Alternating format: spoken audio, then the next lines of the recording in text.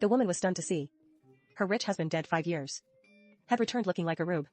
But she quickly hid her face in fear, for she was a total fraud. It all started 5 years ago, when their paths crossed by chance. But after she became pregnant, he refused to own the child and demanded she get an abortion. She could not bear to do it, so she worked odd jobs alone to raise the baby by herself. But because of her pregnancy, her boss soon fired her. And when she had nowhere to turn, she learned from the news that the cold, billionaire man had died in an accident. She couldn't help but laugh. The next day she crashed his funeral, wailing at the top of her lungs, blaming him for abandoning them. His mother asked who she was, so she lied she was his fiancée. The child she carried was his heir, and so she entered the wealthy home, living as a rich wife for 5 years. Today she visits the grave with his mother, only to hear from the housekeeper her dead husband has returned home. The news struck her like a thunderbolt. Then she saw him, dressed in all black, walking in with a woman by his side. He seemed different from the man she knew, yet he was that same cold-hearted jerk. She quickly turned to hide her face, wondering how to escape this mess. But she heard from the other woman that he was saved after the accident and lost all memory of his past. She could not believe her good luck. Struggling to hide a smirk of joy, she rushed to him with fake concern, planning to win him over while he forgets. "Who are you?" "I am your fiancé, Zhou Fushuan." He stared back with a vacant look. The other woman felt a sudden threat. Before she could express her longing, the girl stepped up and asked for a room, acting like she owned the place. The woman saw through it all, promising to treat her savior well. She ordered a suite at a luxury hotel, but the girl grabbed him tight, insisting they stay in the same room, saying they hadn't parted for 5 years. The woman rolled her eyes in silence. Then she pulled them apart at once, saying she would show her to a room, then told the nanny to get him cleaned up. But the girl pointed at the master suite. "That is Yench's bedroom and mine. I kept him in that village for 5 years. Why should a fiancé sleep there now?" The girl was consumed by jealousy, arrogantly telling her that for 5 years, she was the one by his side, and she was just a fiancé. Who gets the title remains to be seen.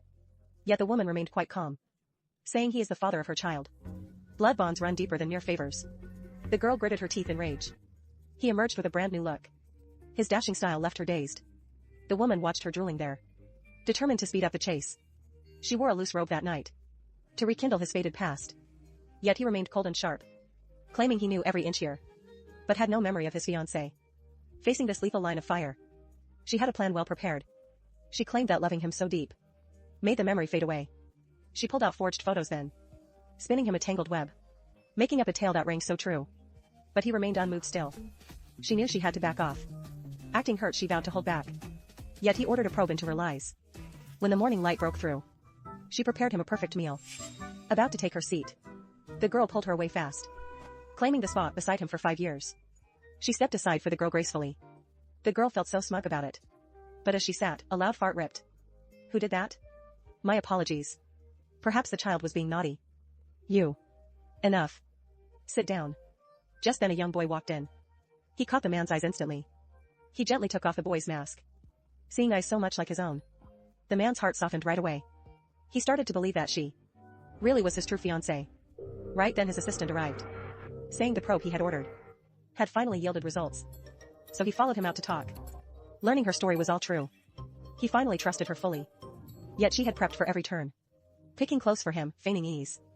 She helps her dress with grace, complimenting his suit looks sharp. Then the girl butts in again. "I think brother looks best shirtless."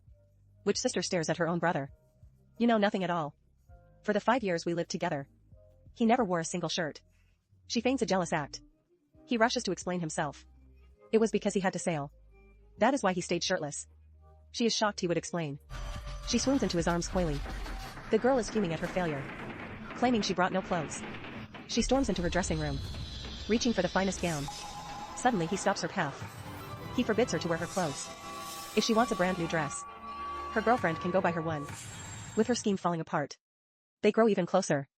But he finds a photo album. It hit her square on the head. Open the Simi TV app and watch the full series now.